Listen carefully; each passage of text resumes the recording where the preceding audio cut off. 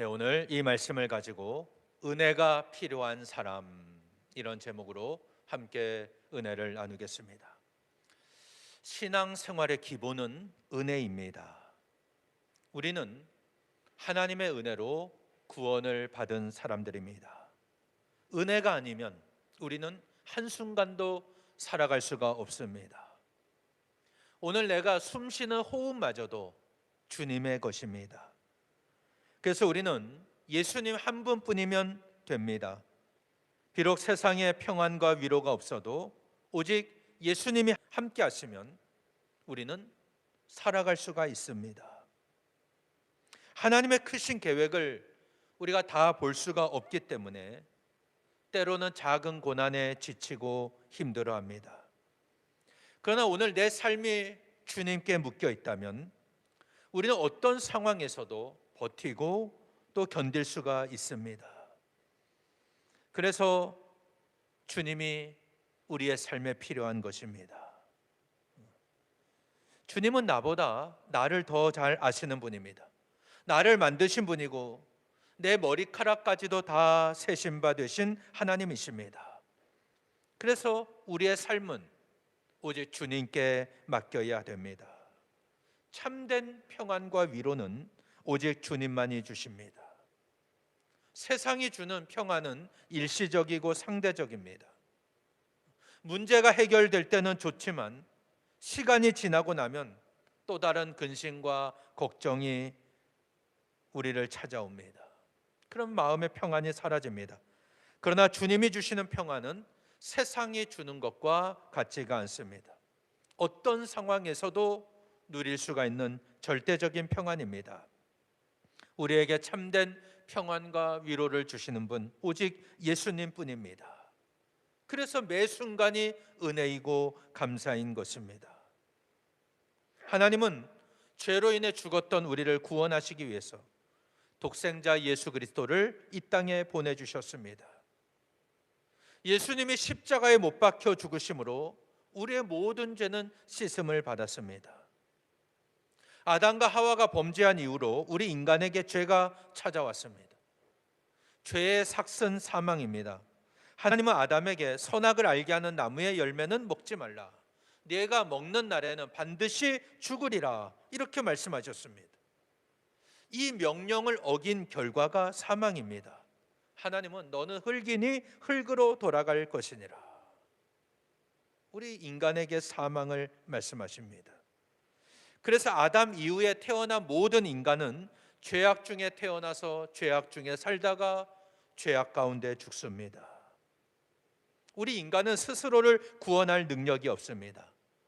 아무리 내가 깨끗하게 살려고 노력해도 이미 우리 본성이 오염됐기 때문에 수없이 많은 죄를 범하며 살아갑니다.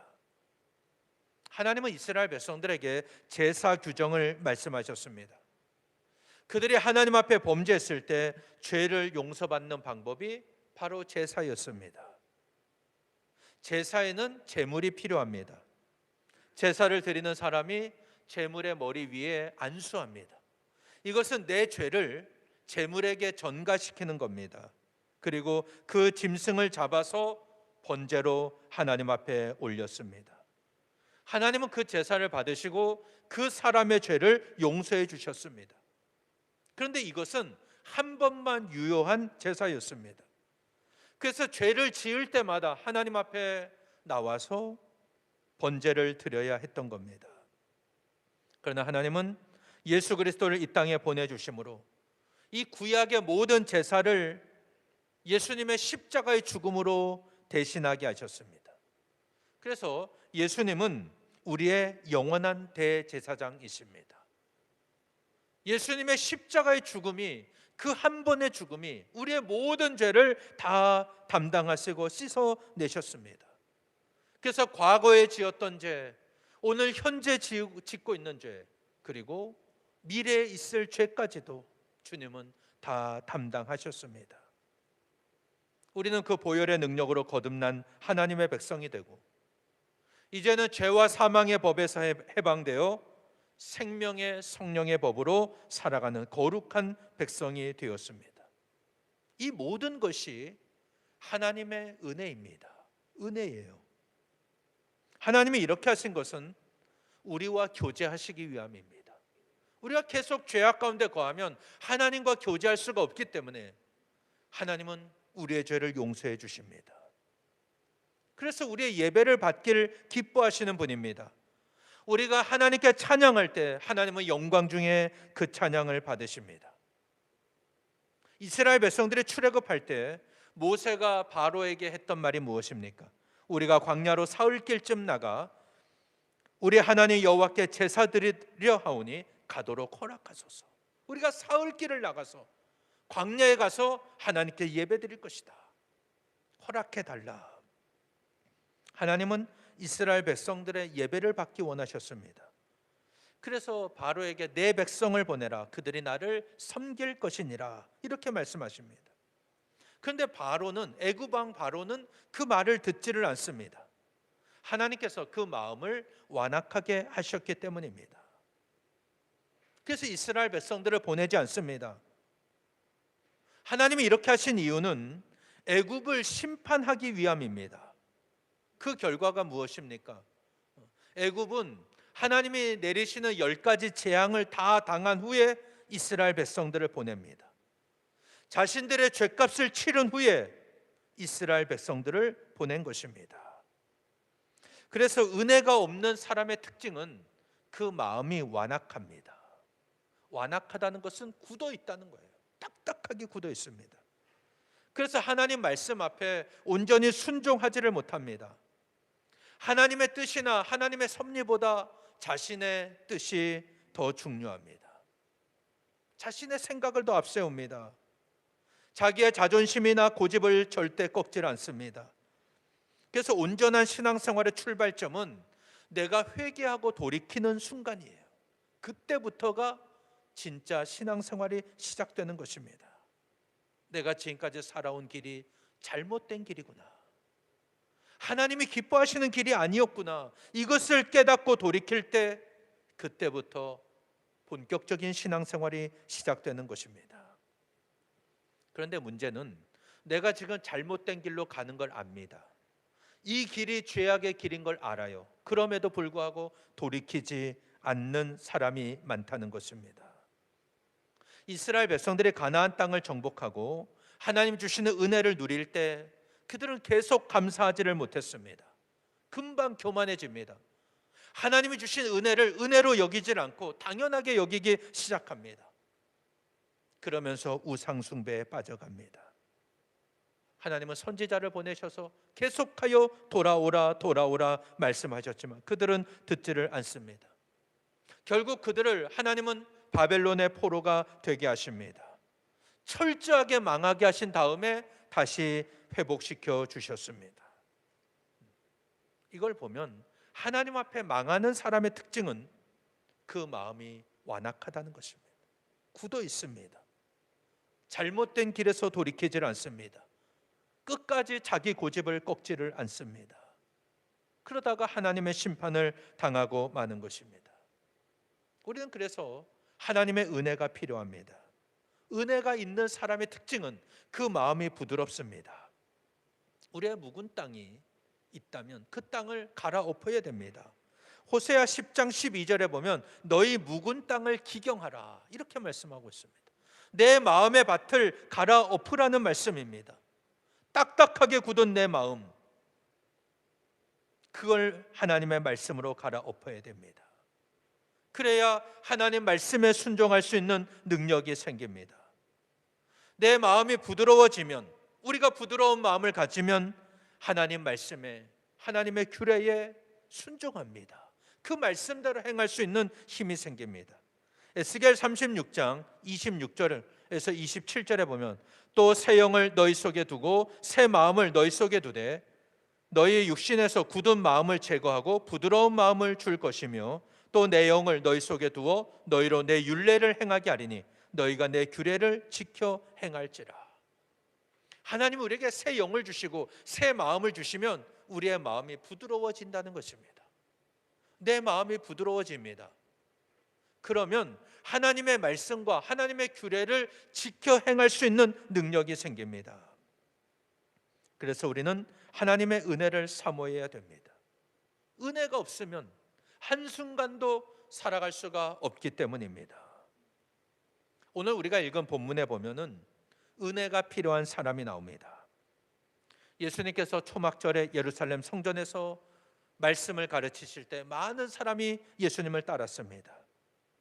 그러자 대제사장과 바리새인들이 위기감을 느낍니다. 저 예수를 그냥 두면 안 되겠다. 예수님을 잡으려고 아랫사람들을 보냈습니다. 그때 예수님은 명절 끝날, 곧 큰 날에 말씀을 전하십니다. 누구든지 목마르거든 내게로 와서 마시라. 나를 믿는 자는 성경의 이름과 같이 그 배에서 생수의 강이 흘러나오리라. 이렇게 말씀을 전하십니다. 이 말씀은 예수님을 믿는 자들이 받을 성령을 가리켜 말씀하신 겁니다. 예수님이 이런 말씀을 전하시니까 그 말씀을 듣던 무리들 중에 어떤 사람은 이분이야말로 참 선지자다. 어떤 사람은 이분은 그리스도다.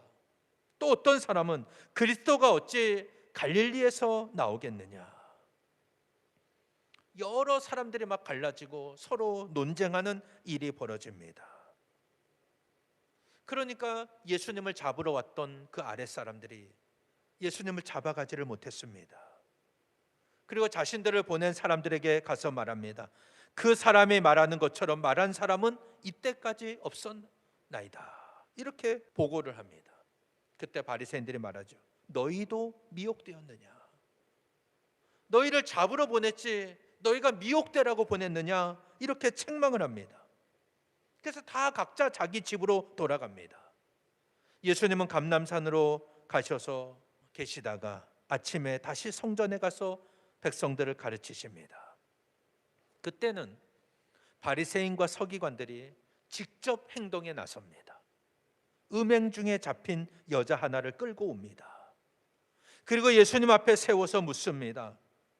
요한복음 8장 4절에서 5절에 보면 이 여자가 간음하다가 현장에서 잡혔나이다.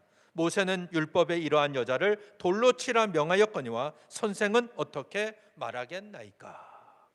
이렇게 말합니다. 이것은 예수님을 고발하기 위한 함정이었습니다. 6절에 보면은 그들이 이렇게 말하면 고발할 조건을 얻고자 하여 예수를 시험함 미러라 이렇게 말씀합니다. 바리새인들의 관심은 오로지 예수님을 죽이는 데 있었습니다. 그래서 예수님을 고발하려고 함정을 파고 있었던 겁니다. 간음한 여인을 잡아와서 어떻게 해야 되는지를 묻고 있습니다. 율법에 의하면 간음한 사람은 돌로 쳐 죽여야 됩니다. 레위기 20장 10절에 보면 누구든지 남의 아내와 간음하는 자, 곧 그의 이웃의 아내와 간음하는 자는 그 간부와 은부를 반드시 죽일지니라 이렇게 말씀하고 있습니다. 율법은 간음한 사람은 반드시 죽여라 이렇게 말씀하고 있고 구약시대 때 죽이는 사형의 방법은 돌로 쳐 죽이는 것이었습니다. 만약 이때 예수님의 율법에 따라서 이 여인을 돌로 치라라고 말씀하신다면 이웃을 사랑하라는 예수님의 명령, 그 가르침과 상반됩니다. 마태복음 5장 44절에 보면 나는 너에게 이르노니 너희 원수를 사랑하며 너희를 박해하는 자를 위하여 기도하라 이렇게 말씀하셨습니다. 주님이 말씀하신 것과 반대가 되니까 이중인격자로 낙인될 수밖에 없습니다. 반대로 용서하고 놓아주라 이렇게 말을 하신다면 율법을 파기하는 자가 됩니다. 구약시대부터 지켜온 율법을 파기하는 그런 사람이 됩니다. 이것은 유대인들에 의해 고소를 당하는 상황입니다. 그러니까 어떤 것을 택해도 덫에 걸리는 상황이었습니다. 그들은 포기하지 않고 집요하게 예수님께 추궁합니다. 8장 7절 상반절에 보면 그들이 묻기를 마지 아니하는지라 이렇게 말씀합니다. 계속해서 물었다는 겁니다. 어떻게 해야 됩니까? 이 여인을 어떻게 하는 것이 좋습니까? 간음하다 잡혀온 여인 어떻게 해야 되는지 계속 묻고 있습니다. 예수님은 그들의 의도를 아시고 그들에게 질문을 하십니다.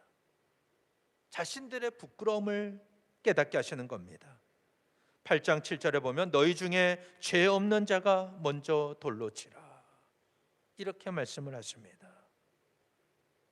하나님께서 이스라엘 백성들에게 율법을 주신 이유는 사람의 죄를 정죄하기 위함이 아닙니다.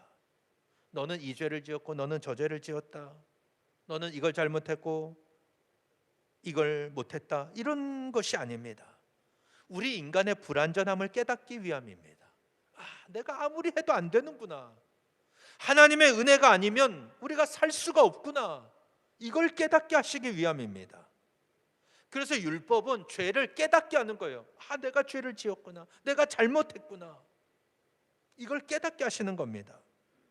사실 율법이 없다면 무엇이 죄가 되는지, 무엇이 죄가 되지 않는지 알 수가 없습니다. 그래서 하나님은 뭐가 죄인지를 분명하게 말씀을 하셨습니다. 우리가 십계명만 놓고 보아도 뭘 해야 될지, 하지 말아야 할지 명확하게 말씀하십니다. 그래서 율법은 삶의 기준이라고 할 수 있습니다. 내가 어떻게 살아야 하는가를 말씀합니다. 그래서 우리는 이 하나님의 말씀 앞에 우리 자신을 항상 점검해 보아야 됩니다. 그런데 많은 사람들이 살아가면서 이 하나님의 말씀을 자신의 삶의 잣대로 삼지를 않고 다른 사람을 평가하는, 정죄하는 잣대로 삼는다는 것입니다. 이게 문제입니다. 서기관과 바리새인에게 가늠하다 잡혀온 여인은 예수님을 고소하기 위한 수단에 불과했습니다. 그들이 볼 때 이 여인이 돌에 맞아 죽든지 사람들에게 공개적인 창피를 당하든지 별로 중요한 문제가 아니었습니다. 그들의 문제는 오로지 예수님을 잡아 죽이는 데 목적이 있었습니다. 그때 예수님은 그 내용을 아시고 그 양심에 찌르는 말씀을 하십니다. 너희 중에 죄 없는 자가 먼저 돌로 치라. 생각해 보니까 자기 안에도 죄가 있거든요. 나에게는 더 큰 죄가 있거든요. 양심의 가책을 느낍니다. 어른부터 젊은이까지 돌을 내려놓고 하나씩 하나씩 나갑니다. 다 돌아가고 예수님과 이 여인만 남았습니다. 하나님이 율법을 주신 목적은 우리 인간의 불완전함을 깨닫게 하기 위함이라 그랬습니다. 하나님의 은혜로 살아가게 하기 위함입니다. 그래서 우리가 율법을 통해 죄를 깨달았다면 그 죄를 해결해야 되는데 우리 스스로는 죄를 해결할 능력이 없습니다. 그래서 하나님의 은혜가 필요한 것입니다. 하나님은 우리가 스스로 구원할 수 없음을 아셨습니다. 그래서 아담과 하와가 죄를 지었을 때 가죽옷을 지어 입히시지 않았습니까? 가죽옷을 지었다. 이것은 어떤 동물을 잡았다는 것입니다. 어떤 동물이 죽었다는 것입니다. 내 죄를 인해서 누군가가 피를 흘린 겁니다. 그걸 깨닫게 하시는 거예요. 너의 죄는 그냥 절대 없어지지 않는다. 저절로 없어지지 않는다.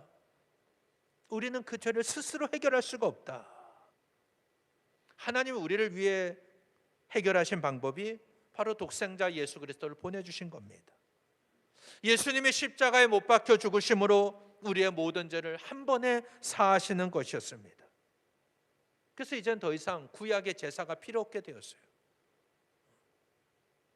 짐승을 잡을 이유가 없게 된 것입니다. 예수님이 영원한 대제사장이 되셨습니다. 우리의 모든 죄를 용서하셨기 때문에 우리는 하나님의 은혜 아래 있으면 되는 거예요. 하나님의 은혜만 있으면 되는 겁니다.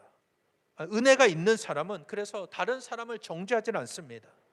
하나님의 은혜로 내가 구원받았기 때문에 내 안에는 더 추하고 더 더러운 죄가 있음을 알기 때문에 하나님 앞에 겸손하게 엎드립니다.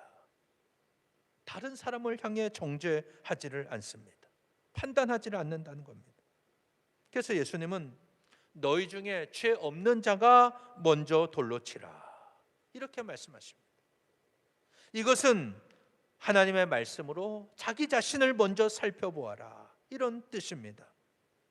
내 안에는 추하고 더러운 죄가 없는지 스스로 살펴보고 그 죄를 먼저 해결해야 된다는 것입니다.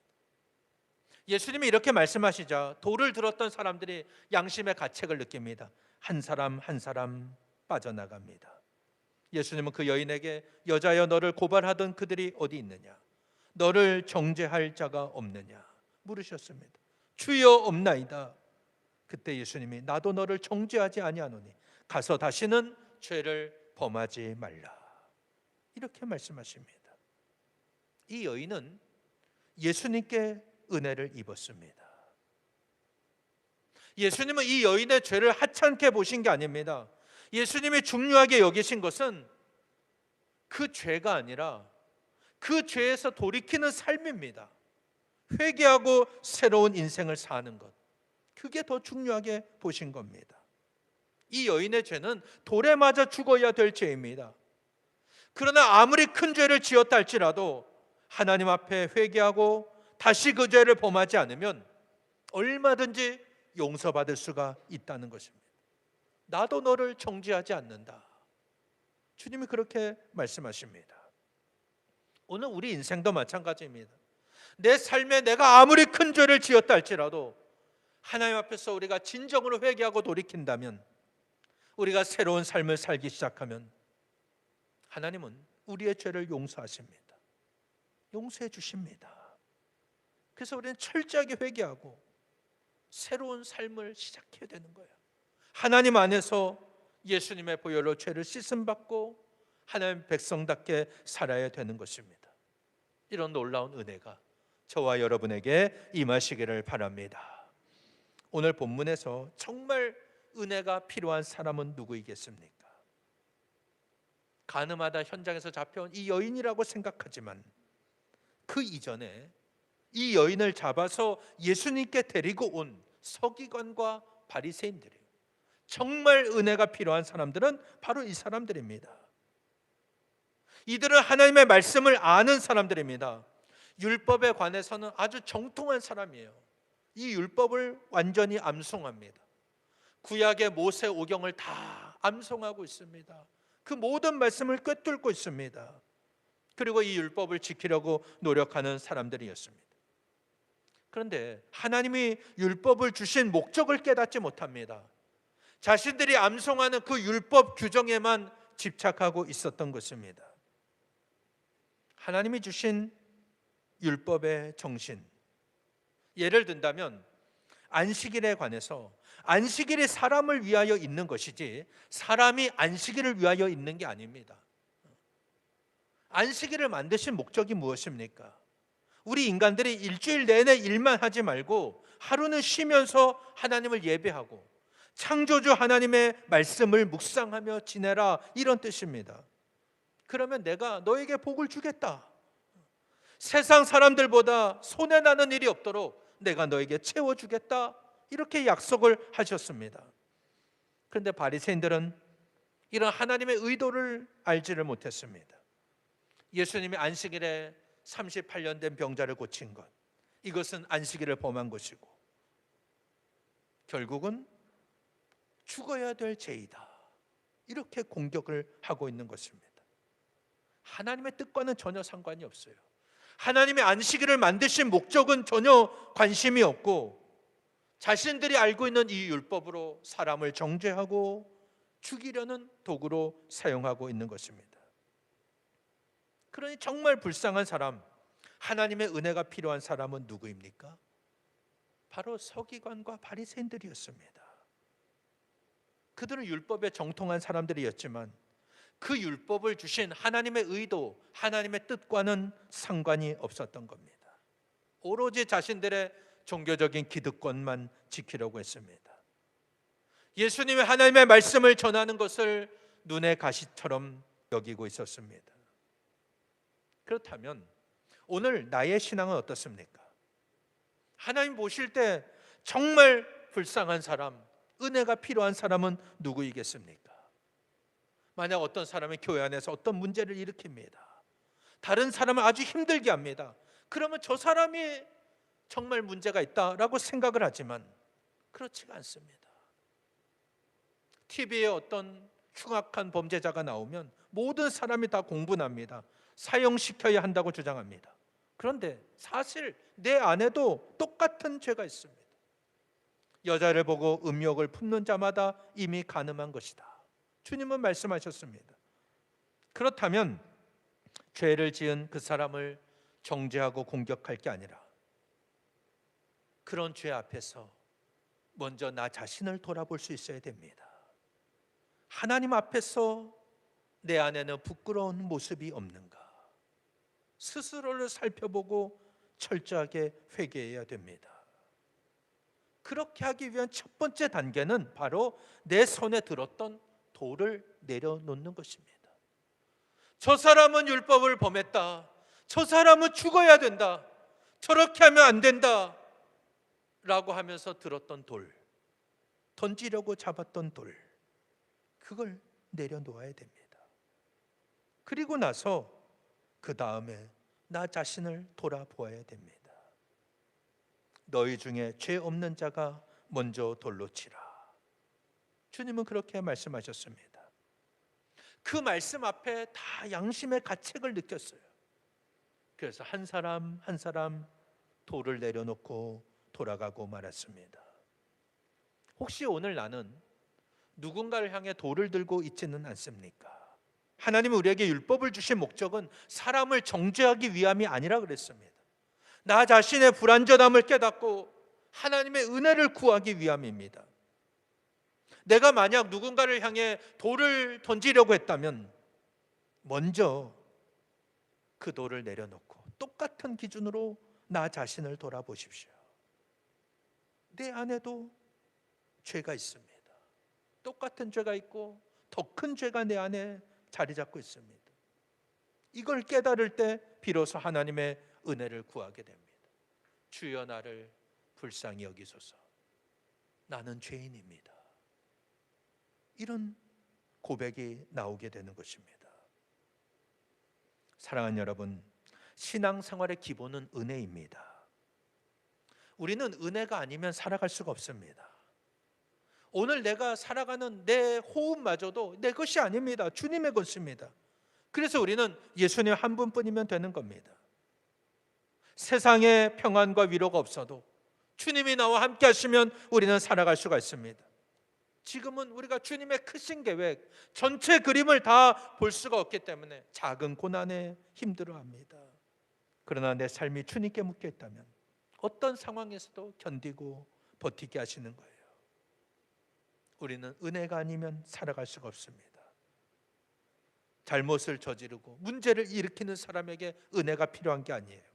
그 사람을 정죄하는 나에게, 돌을 들고 있는 나에게 은혜가 필요한 것입니다.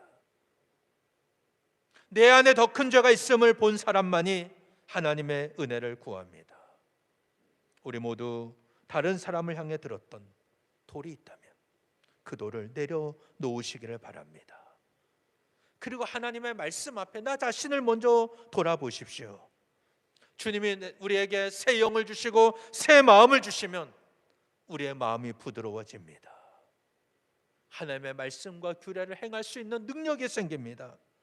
우리 모두 하나님의 은혜를 구하고 다른 사람을 향해 들었던 돌을 내려놓고 하나님 주시는 새 마음으로 부드럽게 주님을 섬기고 다른 사람을 섬길 때 하나님의 놀라운 은혜와 능력 속에서 승리하는 저와 여러분 되시기를 예수님 이름으로 간절히 축원합니다.